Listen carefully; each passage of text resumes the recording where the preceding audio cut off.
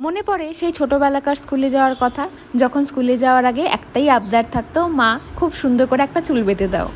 মনে পড়ে সেই সমস্ত সরস্বতী পুজোর কথা, যখন মায়েদের কাছে একটা আবদার থাকতো যে মায়ের শাড়ি পরবো এবং মা সুন্দর করে শাড়ি পরিয়ে দিত। মনে পড়ে সেই সমস্ত লিপস্টিক নিয়ে কাড়াকাড়ির দিনগুলো, যেখানে মায়ের লিপস্টিক নিয়ে আয়নায় ভূত সাজা কিংবা মায়ের ফেস পাউডার নিয়ে মুখে দিয়ে সুন্দর দেখতে লাগা।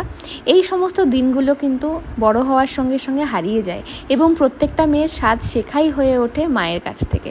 সেই সমস্ত মায়েরা কোথাও যেন নিজেদের অগোচরে হোক কিংবা সংসারের চাপে নিজেদেরকে সাজার কথা, নিজেদেরকে সাজিয়ে রাখার কথা কিন্তু ভুলেই যায়। আর এই ভুলে যাওয়া দিনগুলোকে কিন্তু ধরে রাখার দায়িত্ব আমাদেরই।